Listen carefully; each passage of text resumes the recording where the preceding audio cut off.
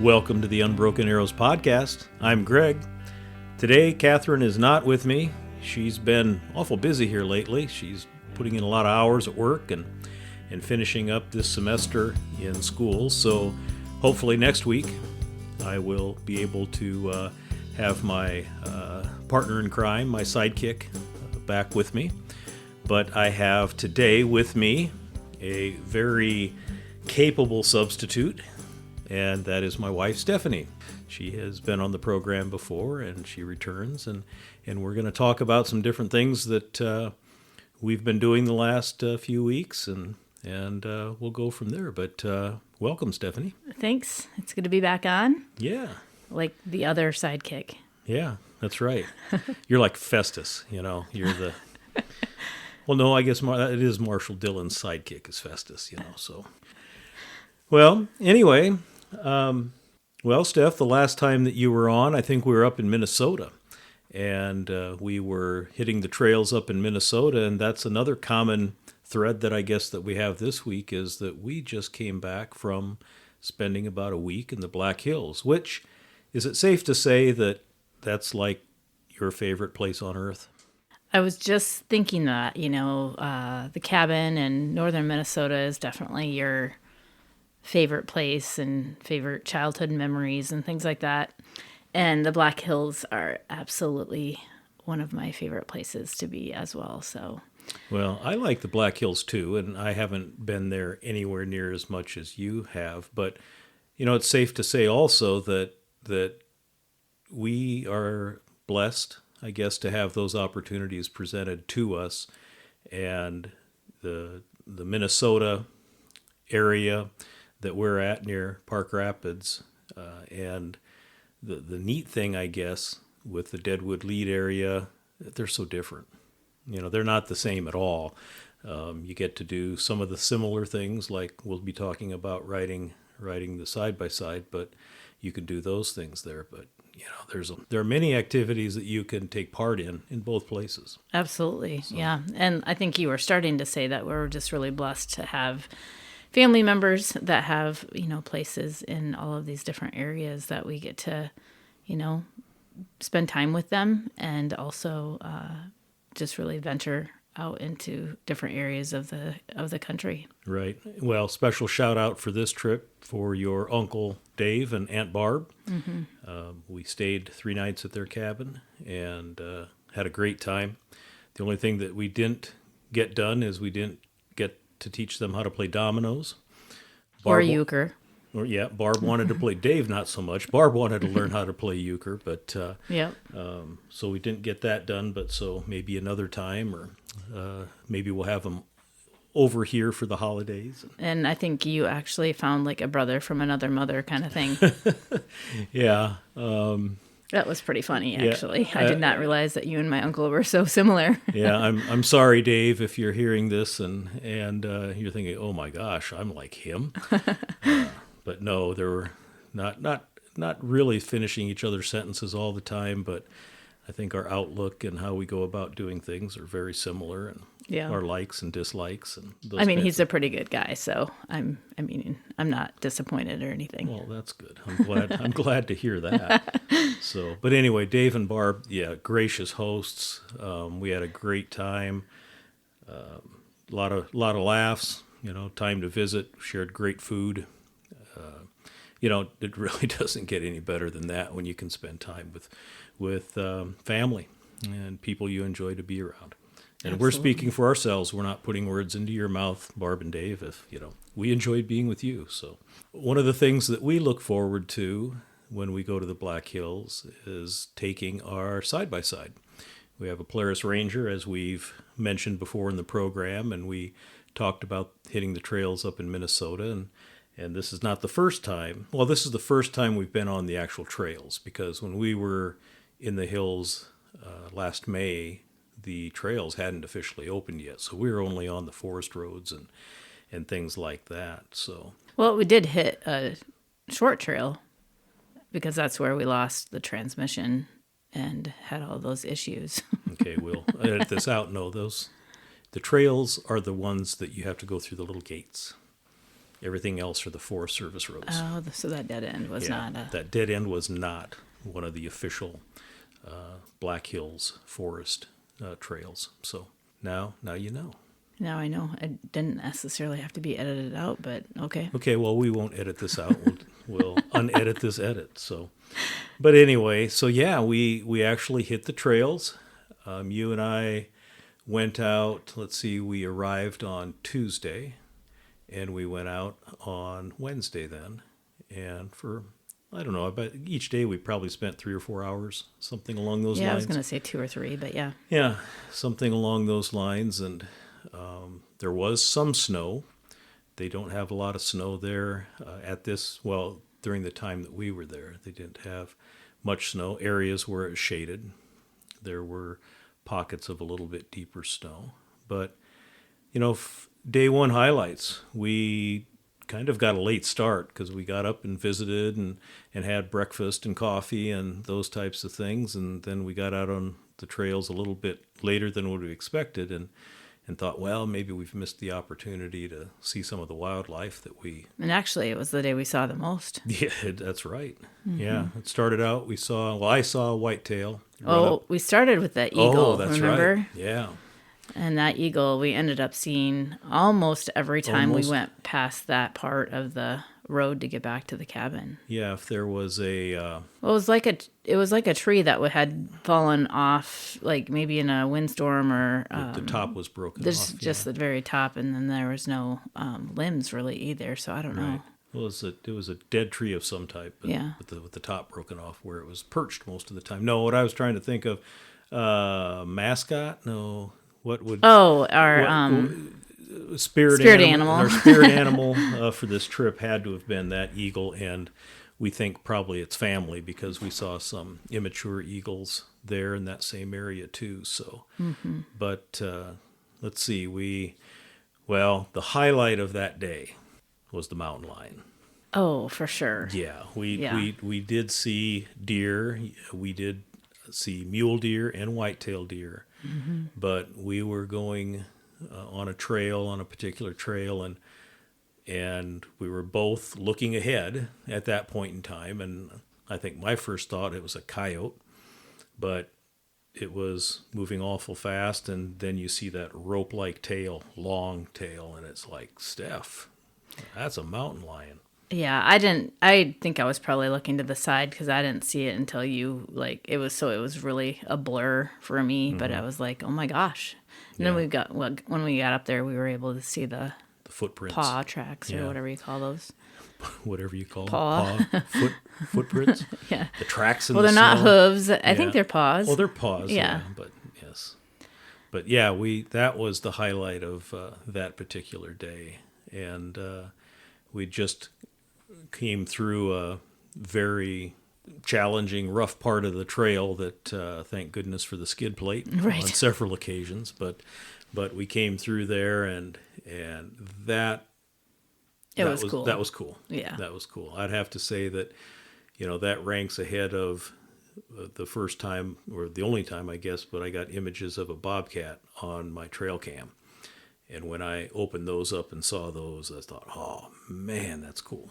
But to be able to see that mountain lion race across the trail, that was cool. And then I stopped and tried to, see if I could get a good picture of the tracks and left the door open. And Stephanie's like, "Don't be stupid.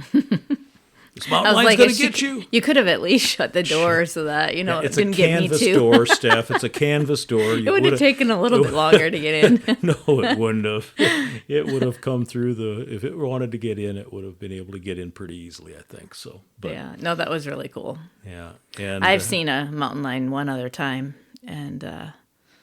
but it was with the sun behind it, so it's like it was black, just but a that shadow. Silhouette. Yeah. But tell that story a little bit, because you were worried about me doing something foolish out there, but you were hunting. I had a gun. You were wondering if you weren't the one being hunted after the whole thing took place, right? Yeah, well, that's true. Kind of a side story, I guess, but it was a few years ago. I was hunting in the western side of Sioux Falls, just barely outside the city limits on some friends' property. And typically I hadn't really seen a whole lot of bucks at that property, but quite a bit of doe activity. And I sat down that evening, obviously late afternoon, I guess, and I just kind of wedged myself back into a pine tree and sat there, and I could hear some movement, and I kept thinking that like a deer was walking up, beside me. And then I looked to my side and nothing, and I didn't see any deer that afternoon. And I was like, that's just crazy, And so it was dusk, and probably 20 to 30 minutes before I could, the end of shooting time or whatever. And I was walking west, and she had another line of trees on the west side of her property. And so, the sun's setting behind there. And so you just get that black silhouette of everything. And as I was walking, so there was some movement in front of me, and I was just kind of watching it. I kind of figured it was a deer that was moving in front of me. She had real tall, grass and just brush and stuff. So I couldn't make out what it was. And all of a sudden, this thing started climbing up a tree. And I mean, to be honest, it was for a split second, my mind went to, I didn't know deer climbed trees. I mean, obviously, that was a real short-lived moment, thought that passed through or whatever. But anyway, it was a mountain lion, and it sat up there, and I've got video of it. But you can't really make out a whole lot because, like I said, it was just a black blob that was moving in the tree and sitting there and stuff. I actually walked in and got my friend and had her come back out to verify it, and we kind of stood there we were a long ways away at that point, probably. You still had your gun, though, right? I still had my gun, yeah. And we were probably, it wasn't like we were under the tree. You know what I mean? I don't know, probably 50 to 100 yards. I'm terrible at guessing how far away things are, so. It's okay. It seemed closer, I'm sure. Yeah, but it was pretty cool. And like I said, I have video of it, so it's not like I was dreaming. But Great. Well, cool. Yeah. When we finished on that particular trail ride, I think we went back to your aunt and uncle's cabin, and then we decided to go out for lunch. We also saw quail or grouse? Grouse, ruffed grouse. Grouse or whichever species is up there. I don't know if that's ruffed. It's ruffed grouse in Minnesota. Okay. But there's quite a few of them. There was. We thought like 2 or 3, and then all of a sudden, the whole place kind of erupted. They flew away. Yeah. I forgot about that. That was cool. And let's see. I actually sent you a text that day that had a list of that's everything right. that we saw because we didn't want to forget. Here, let me check my text real quick just to see that. So. But yeah, it was muleys, whitetail, mountain lion, bald eagle, and grouse. Okay, that was it. Yeah. Well, that was day 1. We went and enjoyed lunch with Dave and Barb then, and then day 2, Catherine and Nate joined us, and the whole point of the whole weekend, Catherine and I talked about it a little bit before, that it's her birthday, and that was a couple of different things and events that took place for her birthday on that weekend, and next week when hopefully Catherine's back, we'll talk more about all of that, but so day 2, Catherine and Nate joined us, and, aside for the fact of Nate, calling it, I think riding a side-by-side is more like a retired person's thing, So I still had fun, Nate. Sorry to throw you under the bus on that one, but a disappointing day in terms of wildlife. Yeah. We did not see much of anything, but... And we kind of took them on mostly the same trails that we had done the day before because we had seen so much wildlife that we, kind of thought it would be a good place to go back to. What was it, 82? 8152. 8152 that we heard so much about. If my cousin and her husband listen at all, apparently there was a story my aunt and uncle told us about them being pretty scared on that trail. So we waited till the next day with Nate and Catherine to do it or whatever. And I was pretty hyped up about this trail or Well, whatever. and we did that on purpose because if we needed to have help to get out, Right. they were with us. Yeah. But, it had some hairy moments as well. And the skid The plate skid plate came in handy again. Yes, it did. and the snow in some areas was a little bit deeper than what we had run into the day before. But again, that area. We've talked about it before in terms of just in general, just trail riding. But wow, sometimes you just have to stop and really just appreciate everything that you see around you. It's not, and your uncle is telling you this, you're really anxious when you go trail riding. You want to see wildlife. You want to see those kinds of things. And your Uncle Dave was always quick to remind you there's so much to see in that the isn't forest. wildlife. Yeah, just the forest. Yeah. And it was still a nice day. I mean, weather-wise, all 3 days we were up We there. hit the Just jackpot. ridiculous, 50 degrees maybe. Didn't feel like 50. I mean, it was cool. It was brisk. But the snow had a little bit to do with that, I'm sure. But Not inside our UTV. It was totally fine. it was toasty. Yes, Yeah. we had. Well, I don't know about toasty, right? But Because we put a furnace in it. Sorry, I had to add that. yeah. Greg gave me a hard time because when we were shopping for this thing, I was like, I definitely need a furnace. And he's like, a heater? I'm like, whatever. Yeah. Something that kicks out heat. Yeah, that was one of our compromises. No air conditioning, just a furnace.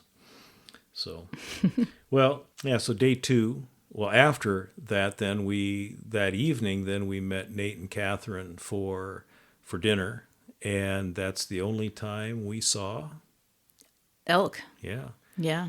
At night. Yeah. But we know we saw the white rumps. Yep. We flashed our. We turned Whatever. around. What are those things called? Not spotlights. Headlights. Headlights. There you go. I was like, we didn't have a spotlight with us. You turn on the spotlights right next to the furnace controls in the truck. No, they're not. They're on the other side of the steering wheel. Oh, are they? Oh, sorry. Well, yeah, the headlights. And we saw those. I mean, it's so dark up there, and there was a little bit of a moon that night, but very few yard lights, very few street lights. And boy, when it gets dark, it's dark up there. So you saw them off to our left as we were driving down the road, so we turned around and you tried to get a picture, but I got a picture of some like white rumps that are blurry, but it was like, dang it, we needed something to make sure everybody knew that we weren't lying. Right. So, and you were thinking that you were going to get skunked this time, that you weren't going to. I did. It's been a long time since I've been to the Black Hills and haven't seen elk to some degree, and after that first day, I wasn't sure. Elk move down the mountain when it gets cold and snowy, and they had snow. And then it got so nice in the 50s and stuff that so much of it had melted, but I just didn't know if they maybe were lower than what we were. Mm-hmm. And come to find out, at least one herd is still in the area. I probably should have went back and listened to my podcast, Everything Elk, where I had a South Dakota game fishing part. We should have listened to that ahead of time just to review where we should have been looking. But to be honest, I really thought that with the temperature and that, I thought we were going to see more elk than we did. But I don't really know. We saw a lot of elk sign. Evidence. AKA poop. Poop. Yeah. So. Yeah, a lot of it. That's right. So then day 3, we took a different route, and that was really gorgeous. It was really different. It was a lot more wide open. Right. Right. The first 2 days, right on the Black Hills forest trails. At sometimes if you had claustrophobia, the trees are so close and the trails were so thin. Trails were so thin. If you would have met somebody coming the other direction on some of those trails that we were on, right, somebody would have been backing up. Right. We would have had to figure that out. Yeah. And but yeah, so we were probably, I think the whole trip we were on either county roads or mostly the forest roads, because again, they have these gates at the trailheads that the minimum or the maximum width of the vehicles, UTVs that can go through are 62 inches. Mm-hmm. So you have to fit through the gate. And we did by, I think, an inch on each side, and yeah, Greg hit did it once. a really good job getting through those things. Yeah, I did, but I did hit it once. Yeah. There was a big thunk, but no damage. That's good. But so the Forest Service roads were where we went on that last day. And you're right, though. I mean, there were areas where they had gone in and clear cut some of the areas, and we were able to see a lot of the valleys. We were up above looking down some of those valleys, and which apparently in Colorado, my uncle said that those things are called parks. Parks. We call them meadows, and not valleys, but meadows in this part South of the country. Dakota. Yeah. Well, that's a meadow as well, but it was. And am I correct in saying that the trails that we were on that last day, a lot of them were actually snowmobile trails, and many times we don't share. Like snowmobilers don't like UTVs to be on their trails typically, so I was kind of surprised by that.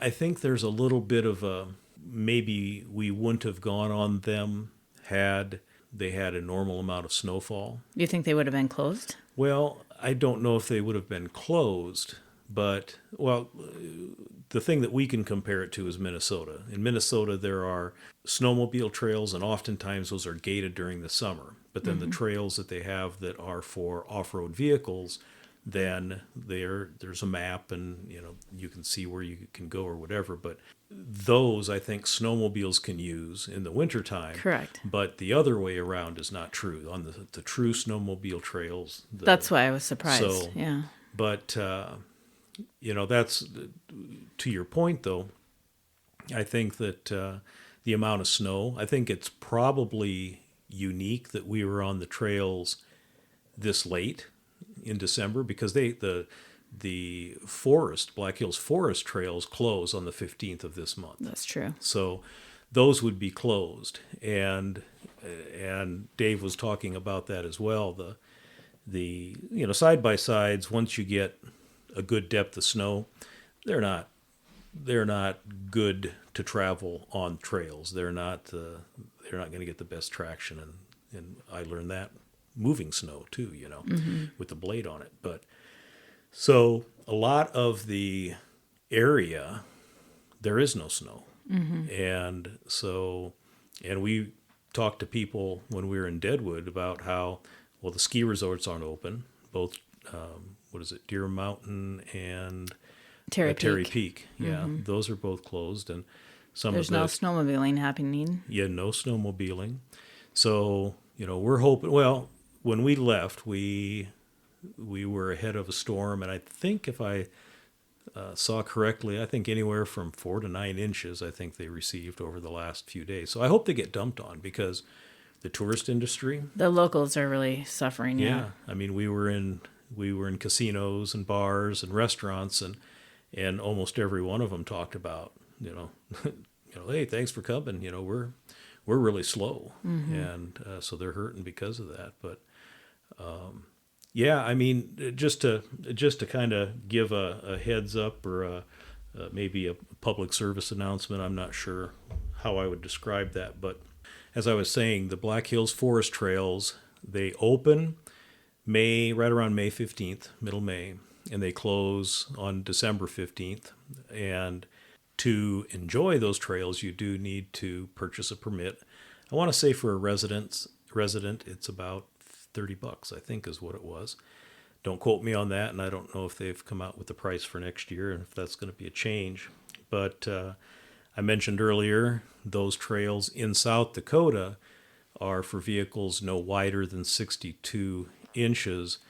And since some of these areas butt up to Wyoming, a person needs to be aware of where you're at, because if you cross into Wyoming, technically you need a Wyoming permit, and the Wyoming trails only allow vehicles 50 inches, up to 50 inches wide. Oh, wow. So we wouldn't be able to go on those, no. Yeah. So we'd need to know where we're at, and that's why the apps like Onyx and Avenza maps, which are, those are great to be able to use. And even our Polaris app, I was using that the last couple of days. And if you can't use the excuse, I don't know where I'm at. Right. I'm lost. Well, unless you have a phone that the battery died or something along those lines. But we talked about the locals and the tourist industry, but you can rent ATVs there too, UTVs. You can, and again, normally this time of year when the snow is falling and there's quite a bit, snowmobile rentals. And we went out, 2 years ago?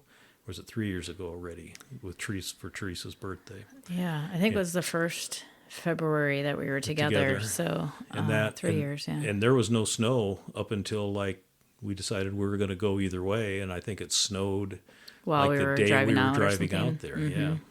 And that was a fun time. So I'm just saying that, you don't have to own your own UTV. We made the choice I had a Kawasaki Mule before I met Stephanie, and we decided to upgrade to a 6-seater. With a furnace. With a furnace, yes. And doors that you can close, but they're still canvas, but they still let some of the air through. But I'm telling you, that's in my opinion, in the comment that Nate made was that, based upon what I said, was I'm really, really glad I haven't been doing this all my life, because there's a chance you'd get tired of it if you were doing it for the last 40 years as an adult. So, I know you said that or whatever, but I've got a lot of friends that have been snowmobiling for, literally 20, 30 years, their whole married life and stuff like that. And it's kind of the same thing, except for it's just a different time of the year. Right. And they certainly haven't gotten bored of it. So. Well, the thing with the UTV, as far as I'm concerned, is, and that's that at that time I was trying to decide whether I was going to purchase a jet ski or a side-by-side. And what it came down to was that, in Nebraska at that time where I lived, maybe get to use it in May, June, July, August, maybe a little bit into September, and that was it. But a side-by-side, you can use it pretty much year-round, and you get to use it for work as well. So, but yeah, you're right. I think you're right. In South Dakota, you can make them street legal. If you have a horn and a lighted license plate holder and directionals, then you can drive it on the highways and the roads.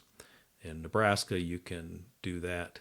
I think anything that's not a 4-lane highway, I think you're able to drive it, but there are some different regulations that they have. But so we went to Deadwood, and we decided to stay in a hotel in Deadwood the next couple of nights, the Friday and Saturday night, and we went to the Christmas tree lighting on Friday night at Deadwood, which was nice. They had a nice crowd. By all means, I think you made the comment, I expected more people to be there, and me too.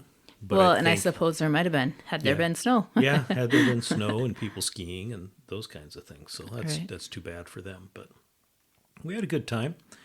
We didn't lose too much money in the casinos. Actually, I think we probably came out maybe $8 a head. 10 or 15. Okay, 8 maybe. Well, I mean, we don't really, we're not really gamblers, Right. I wouldn't say. When we start with $20. Yeah. And started with $40. But we had probably a total of, I don't know, what do you think? 4 to 5 hours of quote unquote entertainment. And didn't lose anything. And so. we didn't. Nope. We tipped more and, right. That kind of thing. Our trolley driver and Right. The guys that bring you free beer while you're sitting there for Gambling, an hour or whatever. So. Well, that's probably another thing to mention too.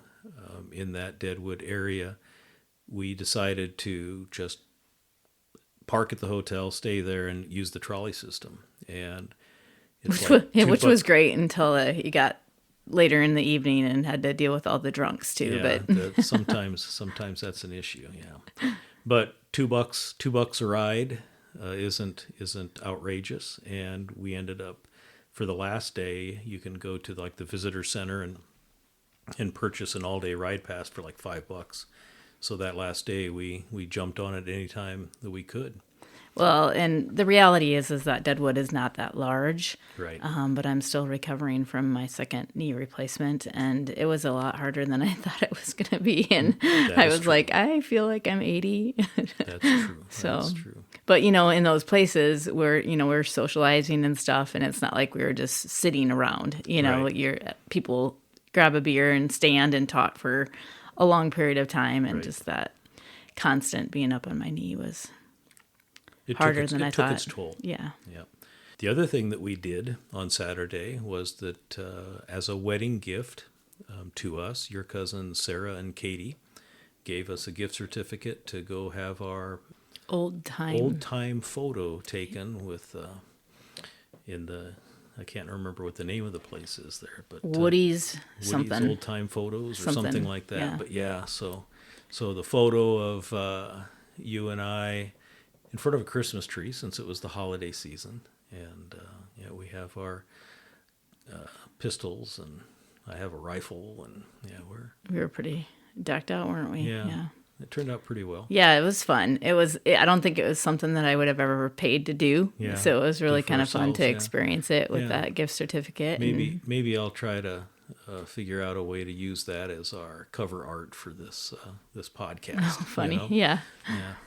But that was fun. And let's see, that's probably about it. And it's just the whole layout of towns and things like that. Both Lead and Deadwood are mining towns, and they're in the Black Hills, which are mountains, and the streets are really steep, and the homes are built at an angle, and businesses are carved into the solid rock, and it's just a different experience. So if you've never been to that area, and there's a lot of different tours and museums that you could go to, and we haven't done that at all, and that's something that we could do and should do probably in the future.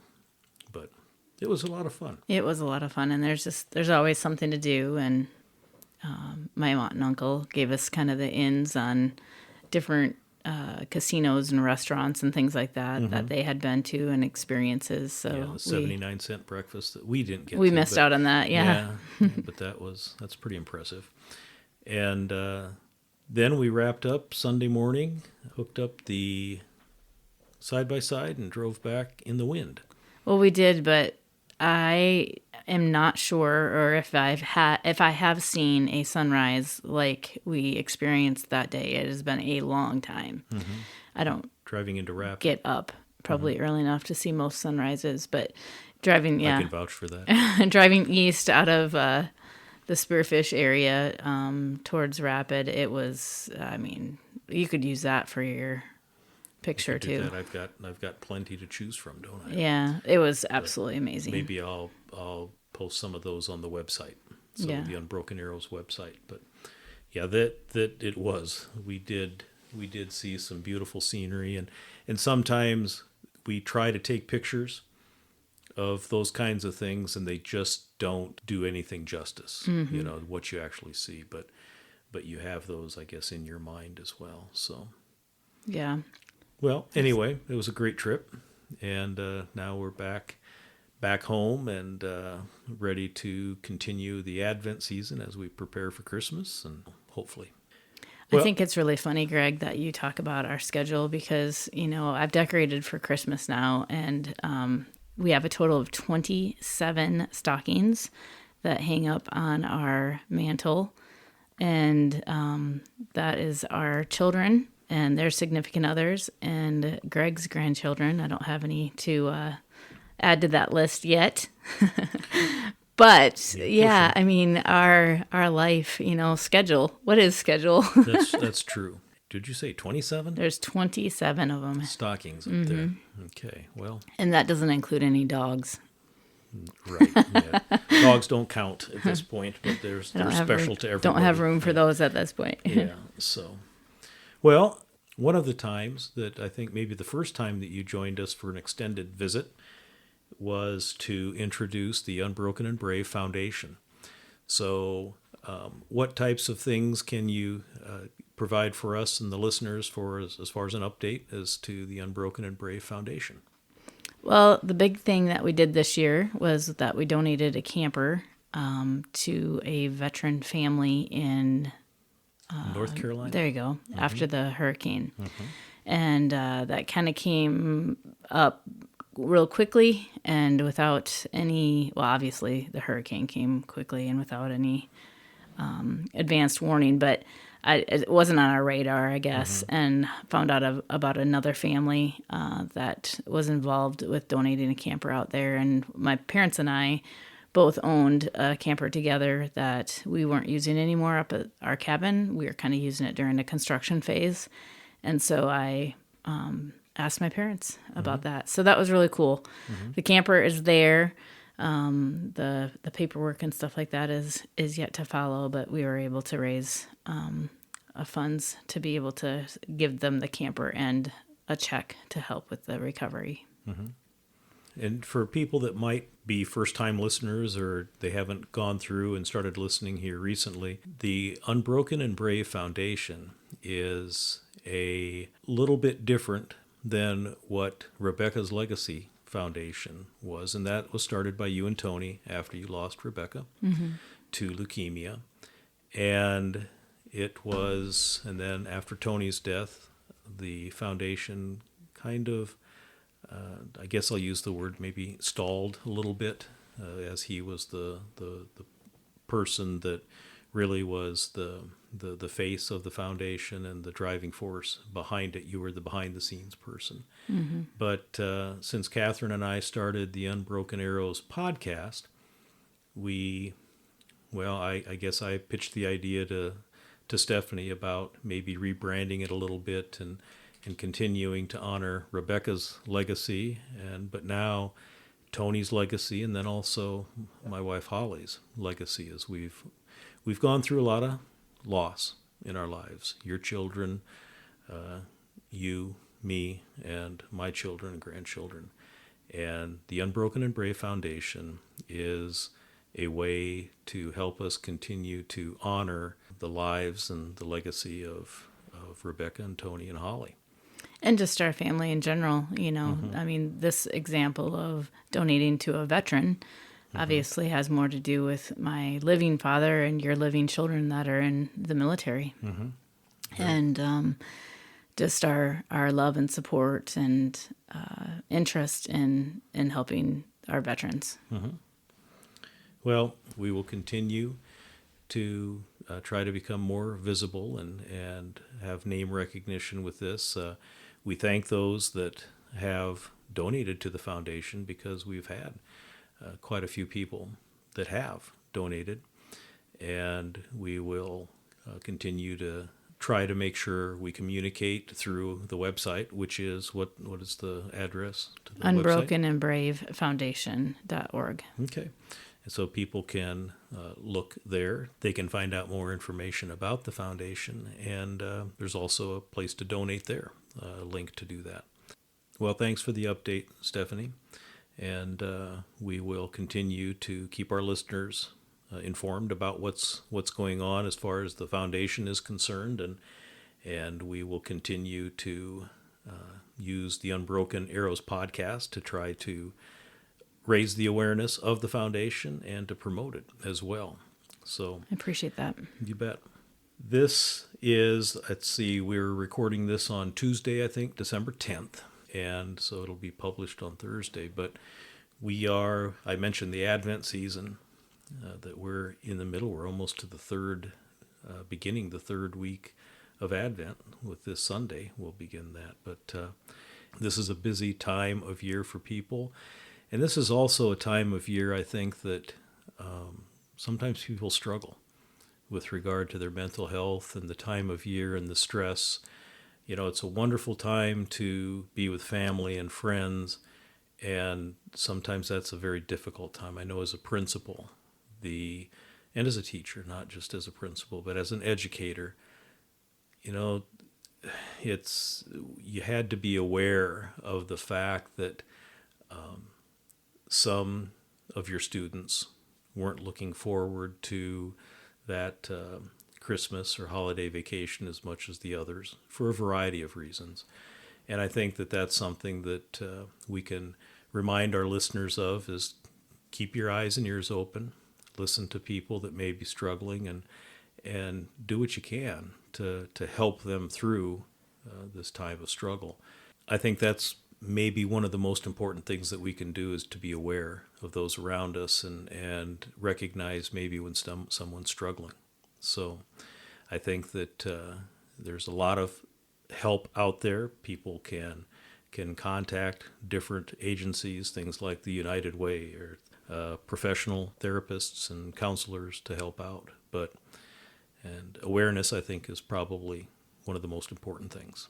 I think another thing to be aware of during this time of year, and not just the holidays, but there's less light. At this time of year, some people just really struggle with the darkness, and, so just to be aware of that too. And you're not using darkness as a metaphor. You're talking about literally the number of daylight hours that we have. Absolutely. Sunshine is something that production of vitamin D helps with mood and everything else, and that's a natural reaction that goes on when your skin is exposed to the sun. Yep. And there's a lot of hours of darkness, and the temperatures where we live are cold. Mm-hmm. And so take the time.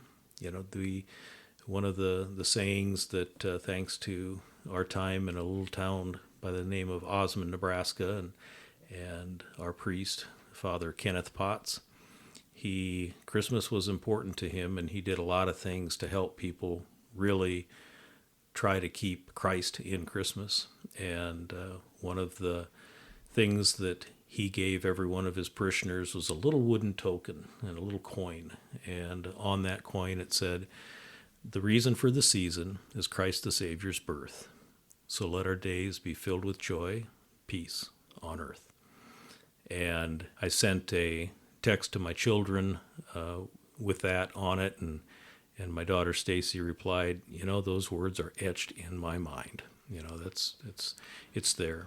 So remember others, enjoy family. By all means, do what you can with family and friends and those kinds of things, but remember those that are less fortunate than us, and take the time to maybe make the life of somebody else a little bit better by something that you do. Doesn't have to be monetarily. It doesn't have to be. You never know. It could be opening the door for somebody that is walking out of the store or struggling, or just the smallest of things. You never know what the impact you might have. Well, Stephanie, thank you for being part of our program, and I know this won't be the last time, but thanks for being on, and thanks for sharing information not only with our listeners about getting outside and enjoying the outdoors in the Black Hills of South Dakota. We encourage people to find areas where they live that they can enjoy the outdoors, and also thank you for the update for the foundation. Absolutely. Thanks for having me on, and I wish everybody a Merry Christmas. So as we come to the end of this podcast, we want to remind our listeners that if you or someone you know is thinking about suicide or in need of crisis intervention, call the Suicide and Crisis Lifeline by dialing 988. You have to remember that the world is a better place with you in it. To all our listeners, take some time to get outside, enjoy the outdoors, and experience its healing powers. With that, on behalf of Catherine and me, and today Stephanie too, until next time.